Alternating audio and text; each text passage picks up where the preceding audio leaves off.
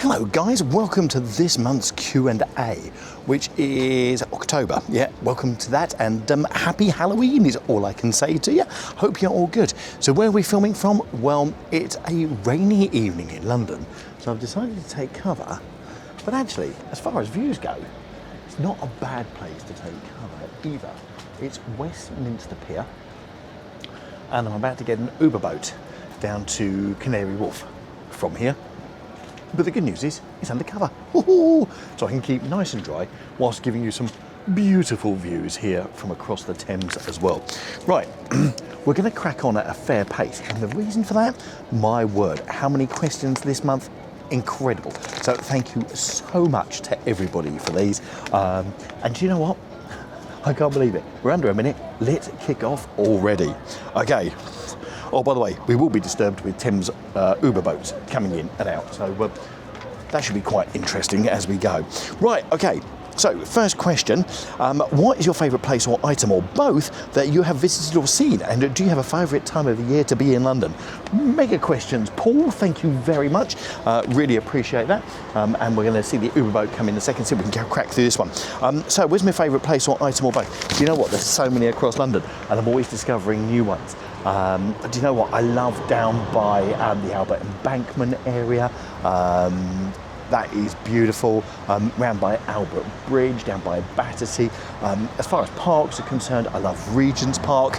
This is not saying I don't like all the others, but these are sort of favourites. Favourite time of the year?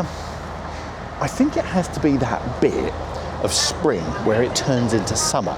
The nights start getting longer, and it's absolutely beautiful. Love that time of the year. By the way, here we go. This is the RB6 going off to Putney. So if you've been on that, Rhonda Matt, I know you were staying over in Putney when you came last time. There you go. That's for you. Memories into Westminster. By the way, my Uber boat doesn't come in for another sort of 15 minutes, so I got plenty of time to stand here and have a chat with you, which is good. Sort of disappearing between the lights. I'm just clearing it just to make sure that I'm not in the way of exiting passengers, because it looks like there's going to be a fair few coming through on that. So are they coming this way? I'm not sure. Might be. See which way they're going to come. I don't think they are, actually. I think we managed to avoid it. Let's just see. Ding, ding, ding, ding, ding. Yep, they're going the other way, so that's all right. I'm not in the way, thank goodness for that. But you will get the noise of the Uber boat, and we'll get that as it takes off in just a couple of seconds. Right, next one. So, Paul, thank you for the first question. Next one is from Rhonda, fun enough. What is a recommendation of best or favourite area of London to stay for a visit? It really does depend on what you're doing. As long as you're on the tube network, then you're fine. You can get around very, very easy.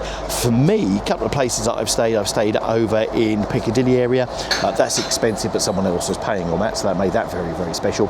And another place that I have stayed is over on the Gloucester Road area. And I know, Neil, you've stayed over there quite a few times, and that's really easy to get to everything as well, over by the museums, etc. So you've got all of that there. Right, there you go. How about that? Sort of fit that in under the London Eye. And let's grab a boat as it goes past. There you go. So this is the Uber Thames Clipper. So basically, it's your boat up and down the Thames. Cheaper way of seeing London, great way of seeing London, highly recommended. And off it goes, off towards Putney. And even on a rainy night, it's packed on the back, which I hope it's not going to be when I'm doing it, because that's what I'm going to be doing. Right, there you go.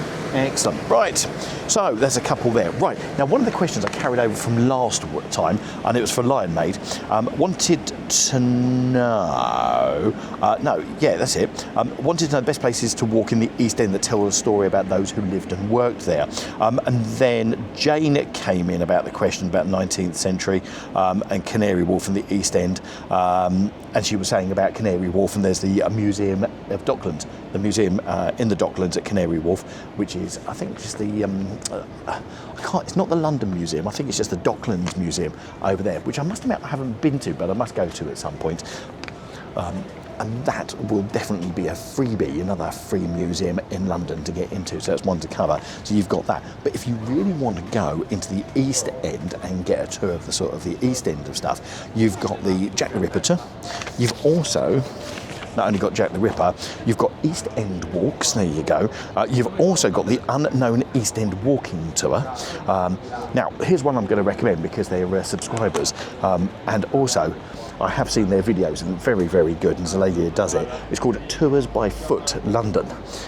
And that's on YouTube, so you can find them on YouTube. And they've got a link to the different tours that they do over there and also into the East End as well. And there's also another one called The Tours. And they give you London and they give you various other bits. Oh, do you know what?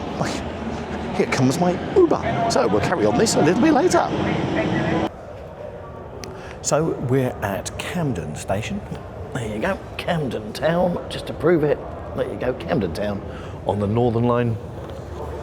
Certainly a place to keep dry, I think. So let's take a few more of your questions, and we've got a few more to wrap through. So Luana asks, which areas of London do you like, which you film for Christmas?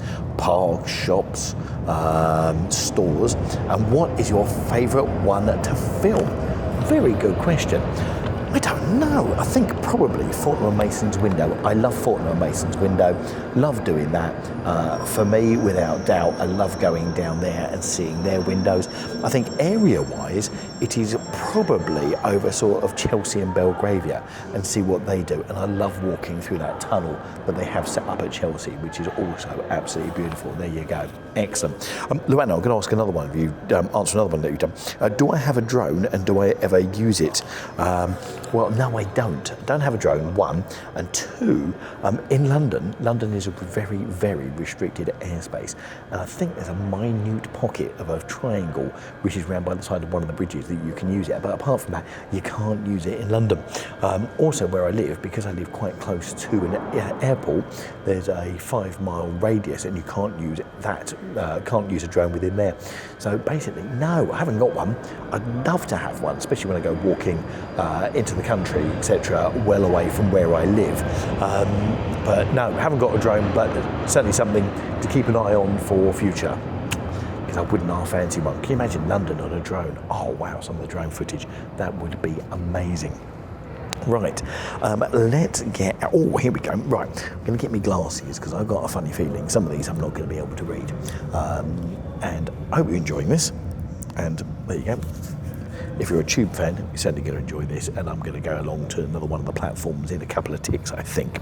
Right, question for our guide and other Londoners.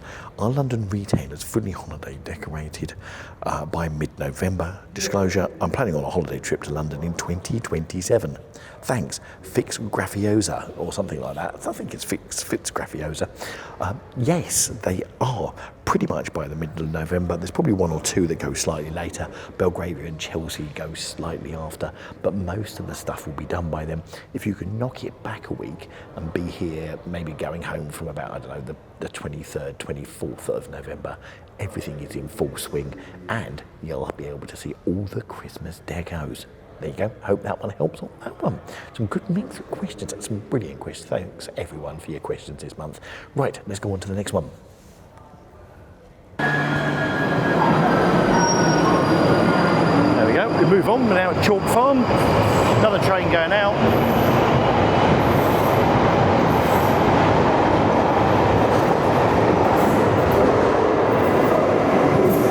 So whilst we're at Chalk Farm, let's do the last questions that we have from you guys.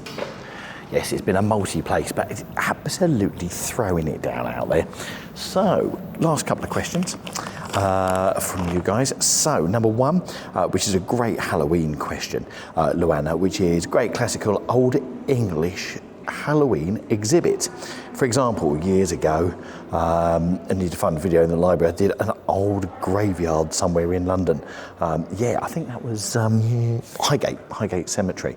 Anyway, do we have any traditions or any places, etc. to go? Do the English make jack-o'-lanterns for Halloween and put them out with candles in them? So I think that's pumpkins, and yes, we do. Best place really for Halloween in London, for Halloween, has got to be London Dungeon. There you go, London Dungeon. But it's one I can't film because they actually stop you from filming there. And because they stop you from filming there, I can't bring it to you. But yeah, we do have that tradition. We do have people going what's called trick-or-treating. I think it's probably called the same thing in America. all dressed up, normally in sort of Halloween stuff, but without the tricks really.